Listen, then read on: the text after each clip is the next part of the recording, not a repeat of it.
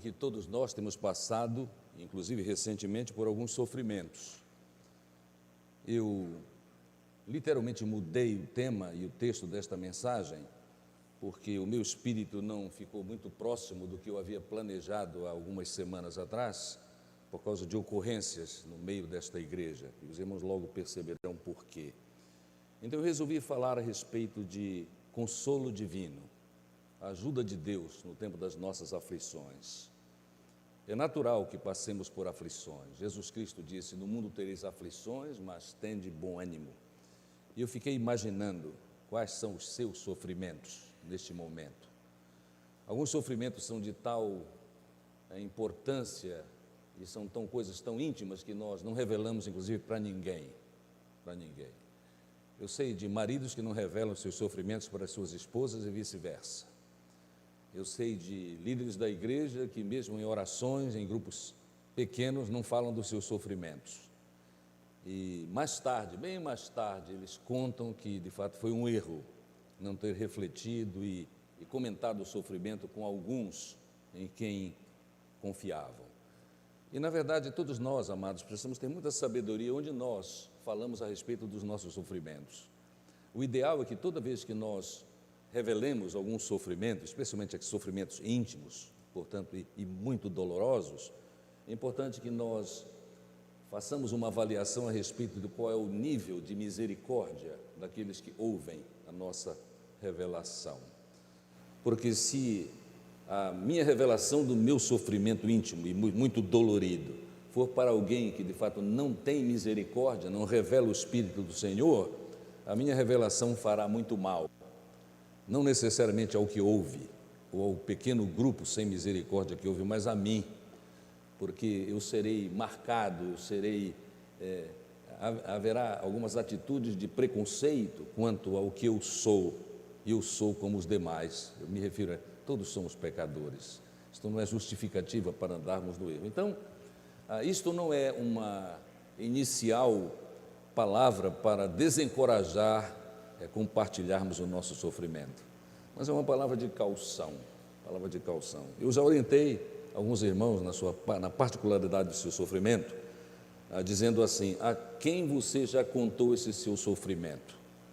E às vezes é uma pessoa que estava para explodir do seu sofrimento, mas era daquela natureza difícil, muito difícil, e era um perigo contar num grupo não misericordioso. Então, esta é uma palavra de alerta.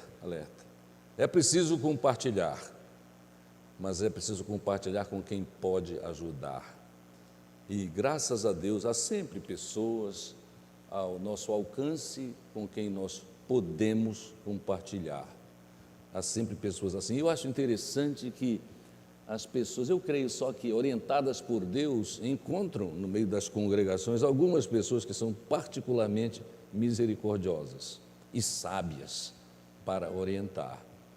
Nesta primeira igreja batista de Manaus, nós temos alguns nomes de pessoas que de fato são excelentes confortadores e conselheiros, homens e mulheres, inclusive alguns são jovens, e graças a Deus por isso.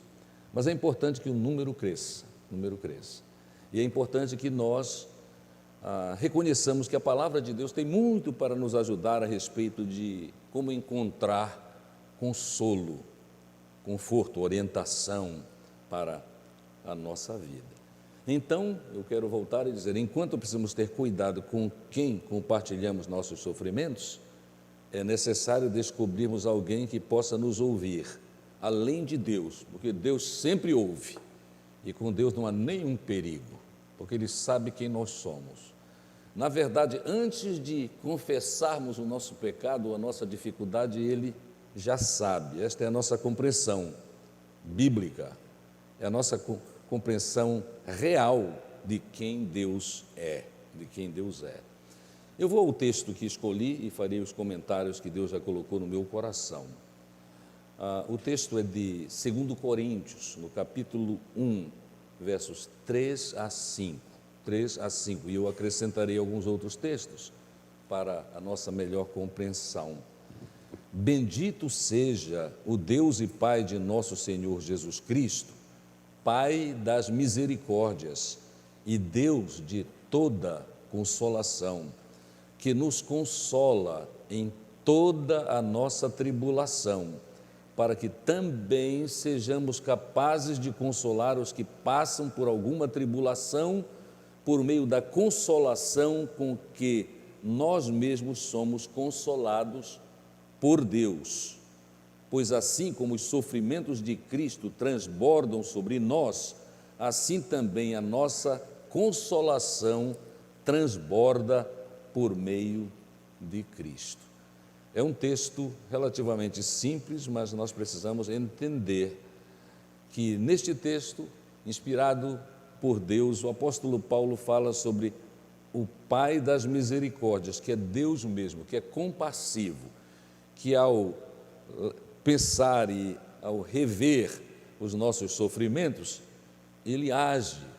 Ele não apenas sente por nós, mas Ele age por nós. Os irmãos sabem que compaixão não é apenas sentir pelo outro. Que pena que é este sofrimento. É fazer alguma coisa para suprir esta necessidade, para confortar e consolar.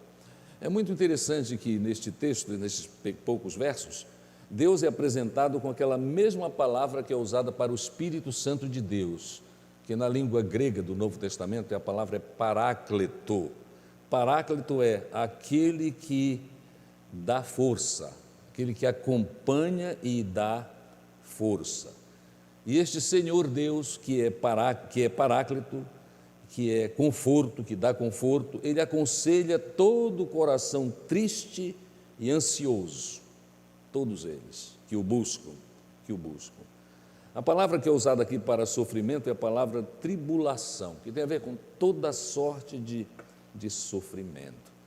É muito importante nós entendermos que o apóstolo aqui, de maneira inspirada, ele diz que há um propósito de Deus nas nossas tribulações.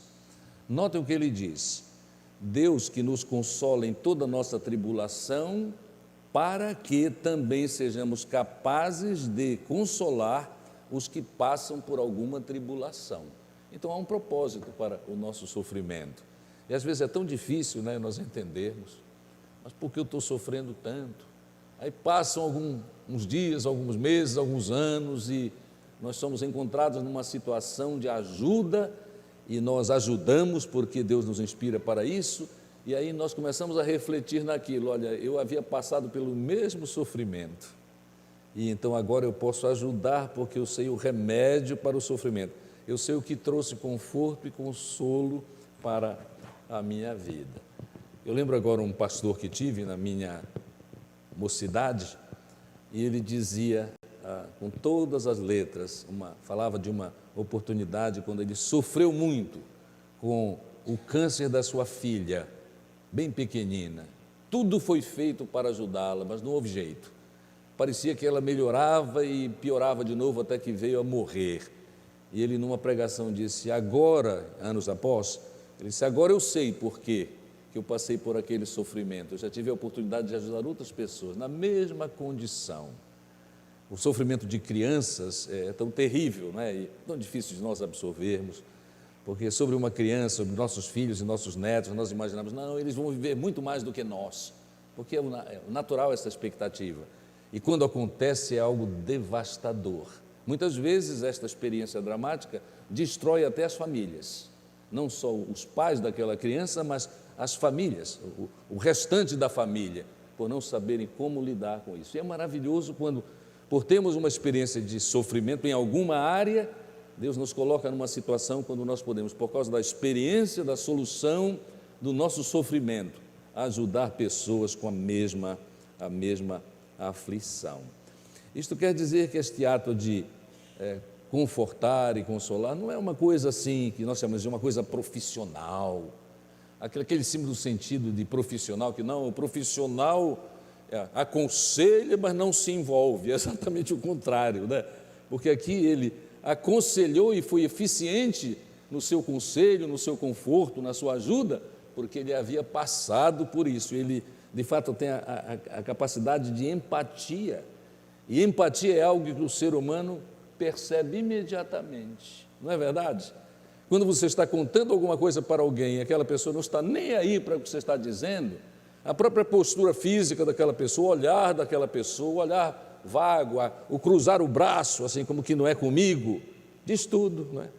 E é necessário, para que haja ajuda, é necessário que haja empatia, é necessário que sintamos com o outro que precisa de orientação. Então nós aprendemos já neste texto, logo no início, que nós sofremos e o alvo é para que possamos consolar e confortar outras pessoas. No verso 8, nós aprendemos que o apóstolo Paulo passou por grandes aflições. E aí ele escreve sobre essas aflições, é como que uma ilustração do que ele estava dizendo, né? Nós sofremos para ajudar os outros. Aí ele fala dos sofrimentos dele. Jamais nos esqueçamos que o apóstolo Paulo, de todos os servos de Jesus Cristo, que tem alguma narrativa sobre eles no Novo Testamento, ele foi o que sofreu mais. Ele tem listas pesadas a respeito da natureza dos seus sofrimentos. Onde quer que ele fosse, havia uma perseguição, havia uma ameaça, várias vezes ameaçado de morte, apanhou várias vezes. E ele, num texto, ele fala sobre que ele lutou com feras, provavelmente em Éfeso, inimigos. As feras não eram animais ferozes, eram pessoas que queriam destruí-lo completamente. No verso 8 deste mesmo capítulo, ele escreveu assim: irmãos, não queremos que ignoreis a tribulação pela qual passamos na Ásia, porque foi muito acima das nossas forças, de tal modo que chegamos a desesperar da própria vida. Na verdade, tínhamos sobre nós a sentença de morte, para que não confiássemos em nós mesmos, mas em Deus que ressuscita os mortos. E Ele nos livrou de tão horrível perigo de morte e continuará nos livrando. É nele que esperamos e ainda nos livrará. Então aqui está um homem que está escrevendo, inspirado por Deus, mas que tem experiência com o sofrimento. Isto faz toda a diferença, isto dá autoridade. É bíblica, é divina, mas é humana também a respeito deste assunto. E é muito interessante também que nós lemos adiante que ele sente que ele sofreu por isso para que não confiasse em si mesmo, mas em Deus, em Deus. Ele chegou a considerar-se morto, mas ele confiava no Deus que ressuscita os mortos. E por isso ele não precisava temer. A ideia é o seguinte: Deus poderá continuar a fazer isso comigo. E a lição para os irmãos aqui de Corinto é: Ele poderá e fará isto com vocês, na medida que confiarem no Senhor. Muitas coisas podem ser ditas a respeito deste texto, mas é muito interessante nós partirmos logo para alguma aplicação disto, porque todos nós, indistintamente, podemos dizer, nós fazemos parte da congregação de sofredores. Alguns já são e outros estejam certos, não é ameaça não, é a realidade. Logo estarão também nesta congregação. Então é bom nós entendermos isso, porque se nós entendermos isso, que sofrimento é parte da vida humana, nós não nos sentiremos absolutamente tomados de uma grande surpresa, né? Que nos leve, às vezes, naquele momento de fraqueza, para dizer, não fui agora esquecido por Deus. Deus não esquece os seus, em absoluto. É porque é natural da vida o sofrimento.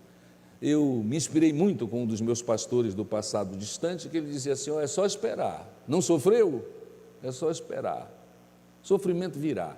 E quando vier, é bom que nós já tenhamos a certeza de que há propósito de Deus em tudo que Ele faz na nossa vida.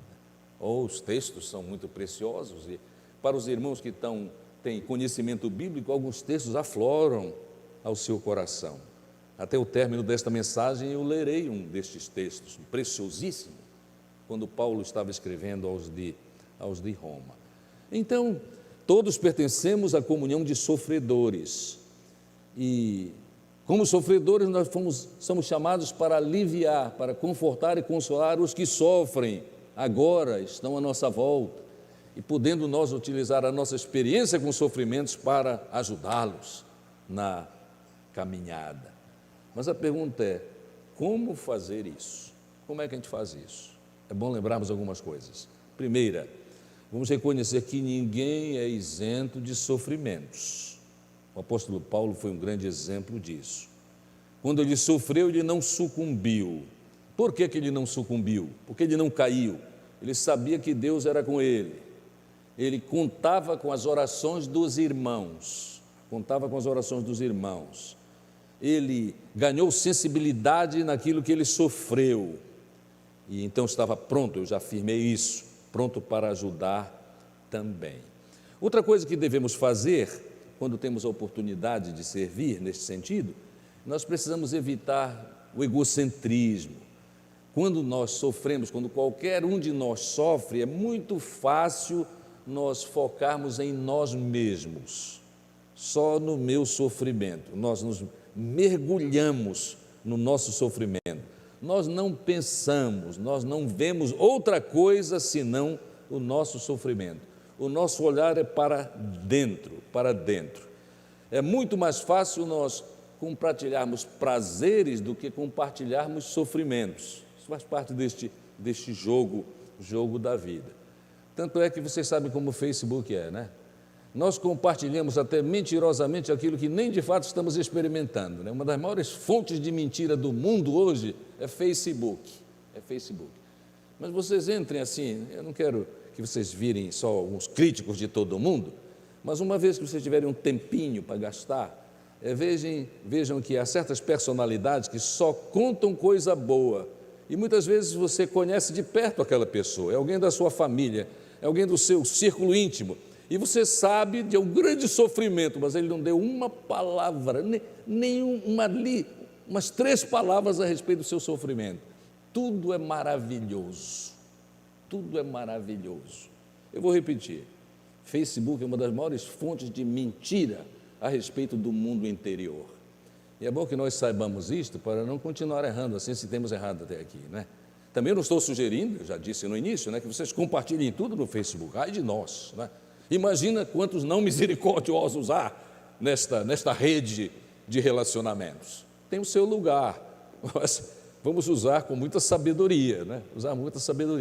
Vamos evitar esse negócio de egocentrismo, porque o egocentrismo leva a isolamento das pessoas, até das mais íntimas. Nós nos isolamos da realidade, muitas vezes, e nos isolamos da vida. Aí se instala em nós o tal fenômeno da depressão, que é tanto espiritual quanto emocional. E aí, mesmo os psicólogos competentes dizendo que sair de uma depressão é algo extremamente provável, é uma experiência muito dolorosa. Algumas pessoas, vocês sabem disso, talvez tenha até um exemplo no seu próprio círculo mais próximo, tiraram até a sua própria vida por causa de depressão. Eu já fui chamado muitas vezes como pastor para liderar o funeral, o culto de gratidão a Deus de pessoas que se suicidaram como resultado de depressão. Então, amados, vamos ter cuidado com o isolamento. Quando tivermos nosso sofrimento, vamos procurar estar perto de pessoas que possam nos ajudar, que nós já tenhamos procurado antes e que foram de grande ajuda. E, acima de tudo, busquemos Deus e os seus cuidados para conosco. O que devemos fazer? Então, reconhecer de quem está isento, evitar egocentrismo, mas também tendo cuidado para não sermos como os amigos de Jó foram quando ele passou por seu sofrimento. Aqui eu estou falando sobre alguém que sofre, o que é que nós vamos fazer com ele, né? Evitemos ser como os amigos de Jó, não é? No passado distante havia uma expressão interessante que era o amigo da onça, né? Você lembra? Havia uma revista antiga que os que são do século passado aqui sabem bem, era Cruzeiro, né? Cruzeiro, uma revista grandona, inclusive eu lembro que o formato desta revista era muito grande. Então, sempre tinha um quadro do amigo da onça. É aquele que, em vez de fazer o bem para os seus amigos, fazia o mal. Quer dizer, era o contrário do amigo, era de fato o inimigo, era chamado o amigo da onça. Pois bem, os amigos de Jó não eram amigos da onça. e prejudicavam Jó. E isto é tão claro nas Escrituras, né? Aí nós encontramos algumas expressões como esta do capítulo 16 e verso 2, né? Não terão fim essas palavras vazias. O que é que vos provoca para assim responderdes? Jó reclamando dos ditos amigos que só traziam peso para ele. Literalmente, o que os inimigos, amigos de Jó, que eu estou chamando inicialmente, eles chegavam com Jó e disseram assim: Jó, conta para nós, Jó, o que foi que tu fizeste, Jó? Qual foi o teu pecado, né? Naturalmente, eles não tiveram o privilégio de saber o que Jesus disse para os discípulos quando vieram com essa mesma conversa fiada, né? Chegaram lá e disseram assim: Jesus, quem foi que pecou, este cego ou os pais dele, para que ele experimentasse esse sofrimento? Em minhas palavras.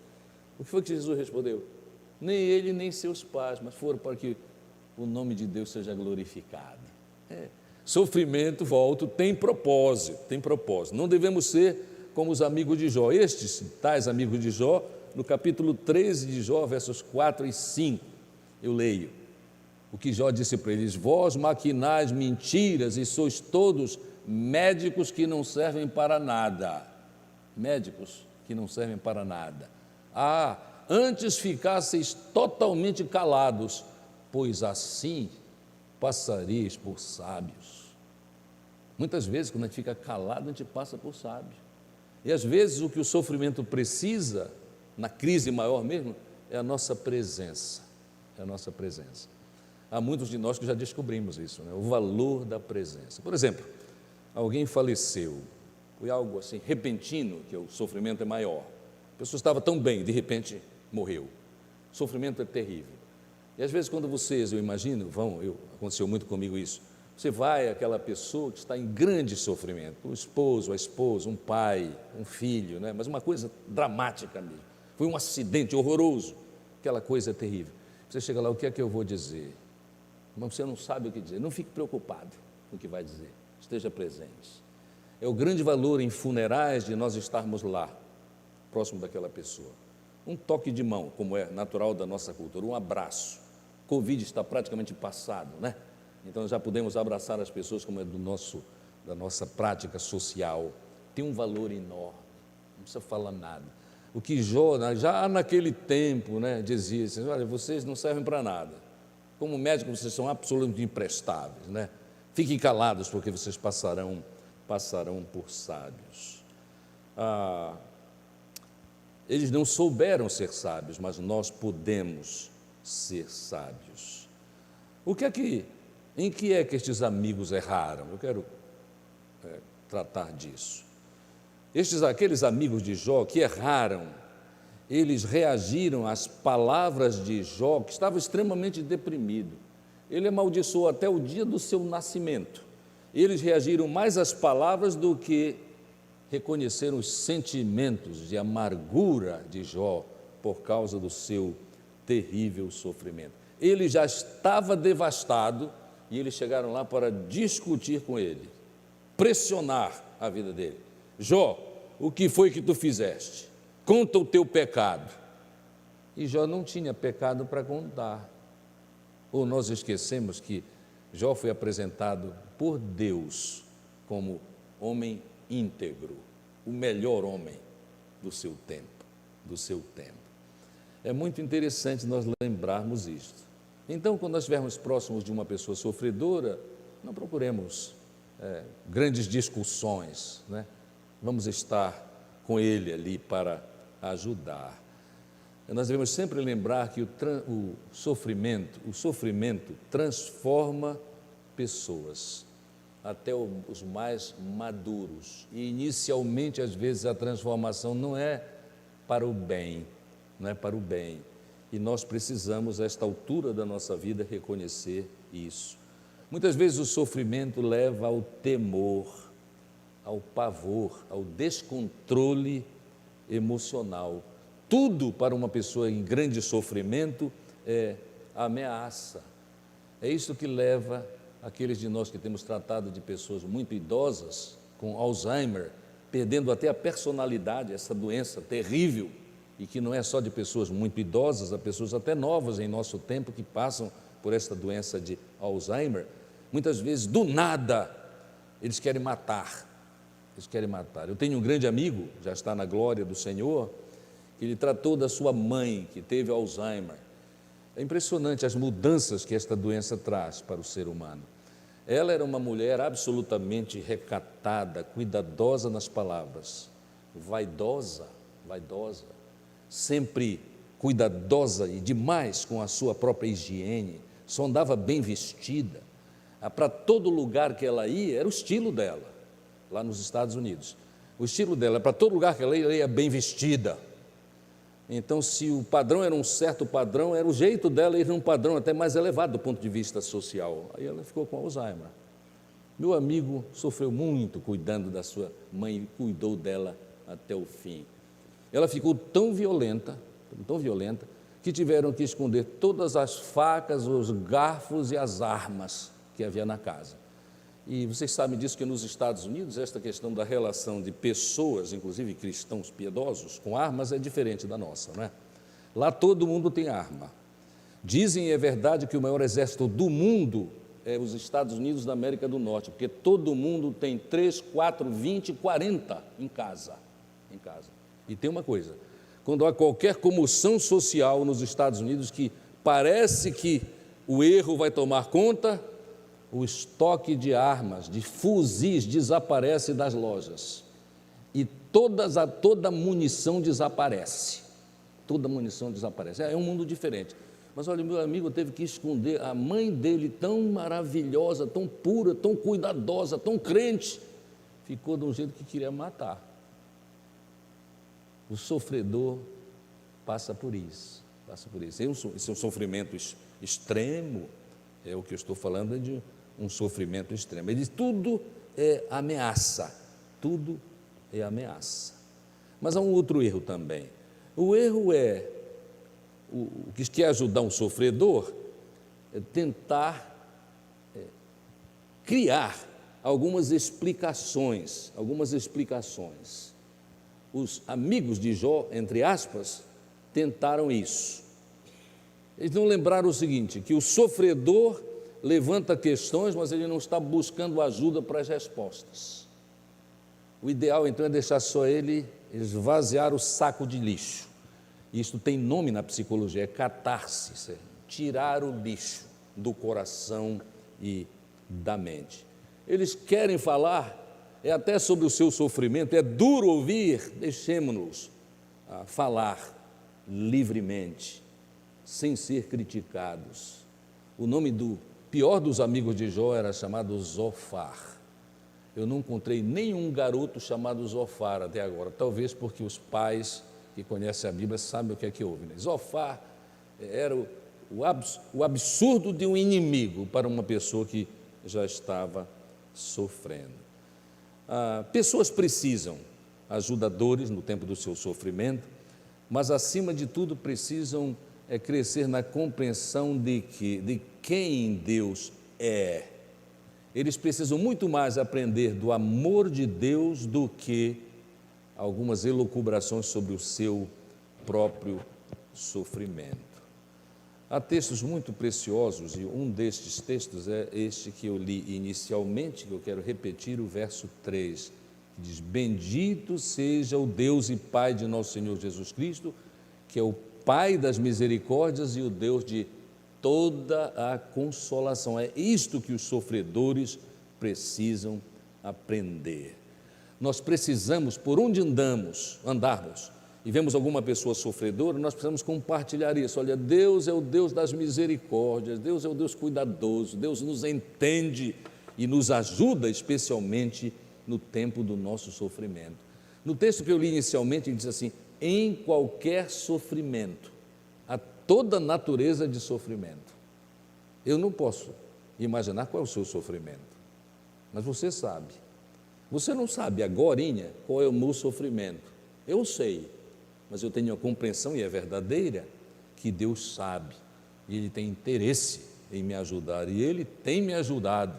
E quanto aos meus sofrimentos de hoje e os seus sofrimentos hoje, tenham certeza, Deus sabe, quer e ajudará para que haja uma solução. Quando nós estamos diante de uma pessoa que precisa ser ajudada, porque está passando por grandes sofrimentos, nós precisamos entender também que os clichês negativos não devem ser apresentados. Existe um autor norte-americano chamado Warren Wiersbe, é um sábio, já na presença de Deus. Ele disse: vamos sempre ter cuidado com aquelas afirmações tolas que são comuns em todas as sociedades, especialmente do Ocidente, da qual fazemos parte. Uma delas é assim: olha, não te preocupa não, poderia ser pior. Você já pensou? Poderia ser pior. Que conforto tem nisso, né? Isso é uma desgraça, né? Poderia ser pior. Então, se ele já estava pensando em tirar a vida, ele vai dizer: é hoje, vou fazer isso hoje. Esse meu amigo me deu a solução, não tem solução. Aliás, eu sugiro aos irmãos que procurem, aliás, eu vou fazer melhor, eu vou anunciar na mídia da nossa igreja um escrito do pastor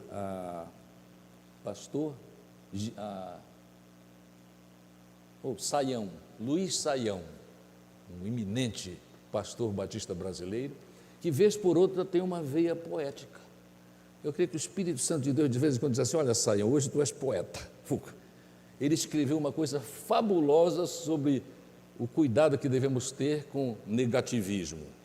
Olha, é uma preciosidade. Hoje eu estava com a minha esposa, quando ela recebeu, ela disse: eu preciso ler isso agora. E que bênção, que escrito maravilhoso.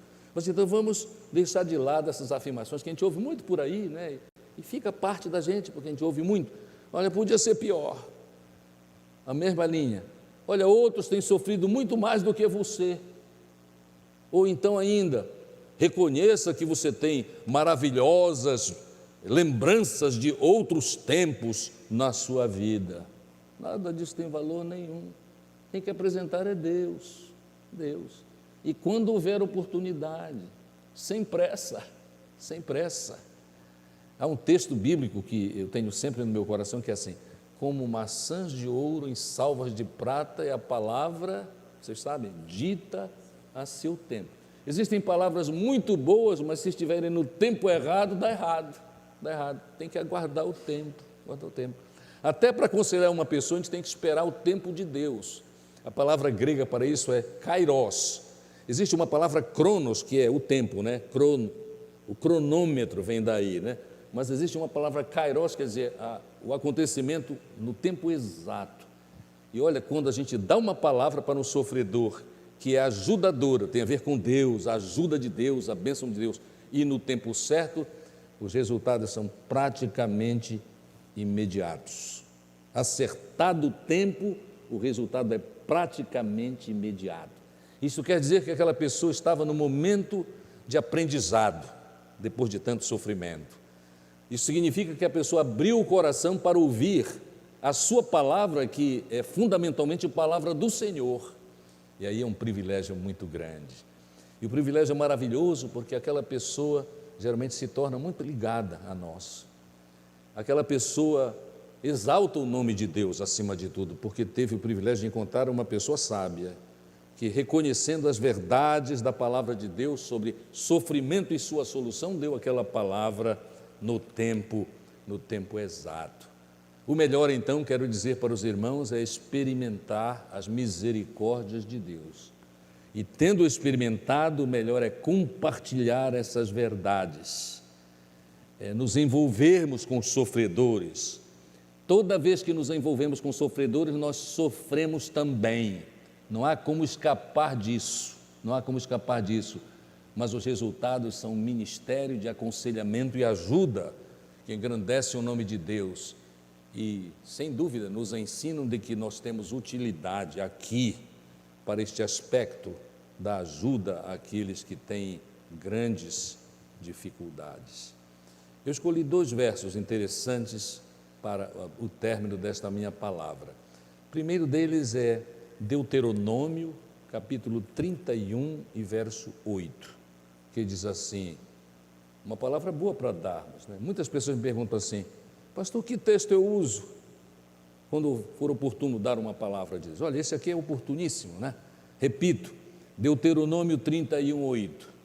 O Senhor é quem vai à tua frente, Ele estará contigo, não te deixará nem te desamparará. Não temas, nem te espantes. Repito, o Senhor é quem vai à tua frente, Ele estará contigo, não te deixará, nem te desamparará. Não temas, nem te espantes. Mas o texto ainda mais precioso do que este, que merece muito bem uma mensagem completa, ou talvez várias mensagens, é o texto de Romanos 8, é bom gravar isto, Romanos 8, versos 18 e 28 em diante. Notem esta preciosidade. Considero que os sofrimentos do tempo presente não se podem comparar com a glória que há de ser revelada em nós. E verso 28 em diante, pois sabemos, notem a confiança, não é? O apóstolo Paulo foi tremendamente usado por Deus, porque o espírito dele é esse espírito forte, confiado em Deus. Muitas vezes, nas suas cartas, ele diz, estou bem certo, e nós precisamos também ter essa certeza. Será melhor para nós e para aqueles que nós procuramos ajudar, e com certeza há muitos precisando da nossa ajuda, porque há muito sofrimento no mundo, e quer dizer também na igreja. Sabemos que Deus faz com que todas as coisas, não é só algumas coisas, todas as coisas concorram para o bem daqueles que o amam, dos que são chamados segundo o seu propósito, pois os que conheceu por antecipação também os predestinou para serem conformes à imagem de seu Filho, a fim de que ele seja o primogênito entre muitos irmãos. E os que predestinou a eles também chamou, e os que chamou a eles também justificou, e os que justificou a estes também glorificou. Isto quer dizer o seguinte, a obra de Deus é completa, a obra de Deus é completa. Os sofrimentos do tempo presente não são para se comparar com aquilo que Deus ainda vai fazer conosco. E nós sabemos que tudo concorre para o bem. Amados, é maravilhoso quando a gente tem esta compreensão. Porque mesmo eu no meio de no meio de um grande sofrimento, se eu tenho esta compreensão já arraigada no meu coração e na minha mente, eu resisto muito bem àquelas pessoas tolas que às vezes se aproximam de mim num momento bastante tenso da minha vida, e vem com uma tolice. Todas as coisas contribuem. Eu vou contar uma história para os irmãos que eu acho interessantíssima. Aconteceu comigo. Talvez muitos de vocês, assim, pela saúde que parece que vocês têm, nunca tiveram uma cirurgia. Graças a Deus, digam assim, graças a Deus, porque é mesmo maravilhoso, né? Olha, eu pensei que eu não ia passar por cirurgia nenhuma na minha vida, mas depois dos 70 eu já tive 2. E uma vez eu estava já naquela sala que antecede o momento da anestesia e do cuidado que o cirurgião vai fazer. E notem só, imagine se eu não soubesse que todas as coisas contribuem para o bem daqueles que amam a Deus. Imagine se eu não soubesse essa questão de que Deus faz com que todas as coisas contribuem para o bem. Ali eu estava. A descoberta do meu tumor já era uma bênção de Deus. Foi assim a bênção, eu vou dar um testemunho. Eu tive uma dor no baixo ventre que era diverticulite. Uma noite eu tive uma dor terrível. E aí de manhã, quando eu fui, descobri que tinha diverticulite. Por causa da necessidade da descoberta da minha dor, que deu em diverticulite, quando fizeram o exame, descobriram que eu tinha vários males. Um ainda estou guardando para mim mesmo, que é uma pedra na vesícula. E eu não vou mexer nela, a não ser que ela se mexa, literalmente. Mas a outra que descobriram um tumor no meu estômago, que podia ser câncer, ninguém sabia. Aí, muito bem, notem assim, eu estou lá, aí quando você vai, é uma experiência dramática para homens e mulheres. Então, você está lá já pronto para experimentar a cirurgia. Há outras pessoas ali com você, não é na última antessala, é uma na primeira, e inclusive homens e mulheres, e você está lá, pensando no seu problema, você sabe o que você tem, se você é crente, você está orando, se entregando ao Senhor, não sabe o que vai acontecer. Aí, há pessoas que nesta situação ficam caladas, é o meu estilo, calado, né? Meditando em mim mesmo, pensando como é que vai ser isso, a primeira vez. Mas há pessoas, irmãos, que quando ficam nervosas, viram uma matraca. A língua não para. E ali estava uma senhora simpática, de certa idade, quase com a minha idade, e disse assim: qual é o seu problema, senhor? Aí eu disse para ela: eu tenho um tumor no estômago. Ela disse assim: a minha filha morreu disso.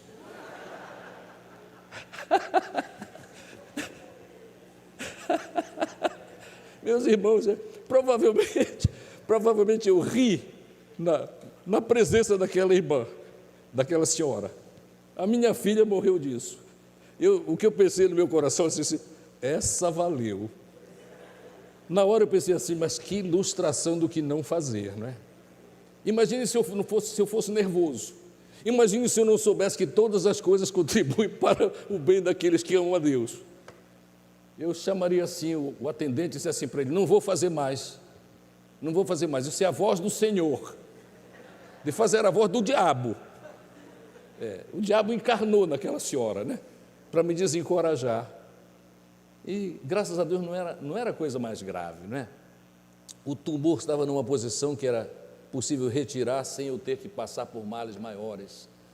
Tecnicamente, o tumor não era tão próximo do cárdia que, se fosse, exigiria uma cirurgia muito maior que, de fato, podia fazer até com que eu não tivesse mais a vida normal, porque o estômago estaria muito prejudicado. Imaginem. Olha, irmãos, vamos gravar isso. Todas as coisas contribuem para o bem daqueles que amam a Deus. Estou bem certo que Deus faz com que todas as coisas concorram para o bem, porque Ele nos conhece, Ele tem projeto para a nossa vida. Eu, quando estava meditando sobre o que dizer para os irmãos, eu pensei: o que eu preciso dizer para os irmãos, porque nós estamos passando aqui por um sofrimento.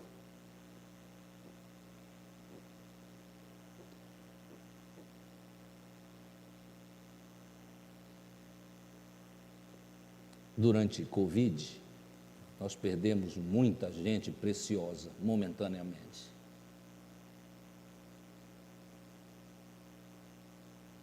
Ontem, surpreendentemente, nós sepultamos mais uma de nossas irmãs. E nós somos igreja.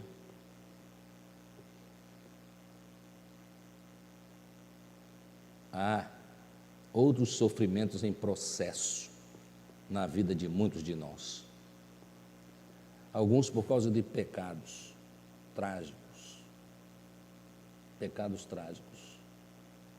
E outros por causa de situações absolutamente indesejáveis que não são do gosto dos irmãos, mas são realidades. Então nós precisamos nos firmar na palavra, no amor de Deus revelado na palavra, nos propósitos de Deus que Ele diz que Ele tem para todos aqueles que são seus. E com certeza, estas certezas nos ajudarão a administrar, não é resolver completamente, porque nós não somos desumanos, nós não somos matéria, um pedaço de ferro, nós somos gente, temos sentimentos e precisamos então da ajuda de Deus e da ajuda dos irmãos sadios, sábios, que nos darão uma palavra positiva, abençoadora. Em vez de aquela mulher usada por Satanás para dizer: a minha filha morreu disso, imagine se ela dissesse assim: Deus te abençoe. Seria diferente, não seria? Eu, que já estava encorajado, saía de lá mais encorajado. O médico perguntaria assim: talvez nós precisemos fazer mais, vamos tirar muito mais do seu corpo do que nós. Faça o que precisar, Deus vai me abençoar. A minha oração é que nós, nos nossos sofrimentos, não desperdicemos o nosso sofrimento. Utilizemos o nosso sofrimento para nos aproximarmos de Deus e para, de maneira sensata, ajudarmos os outros à nossa volta, porque Deus quer o nosso bem. Amém.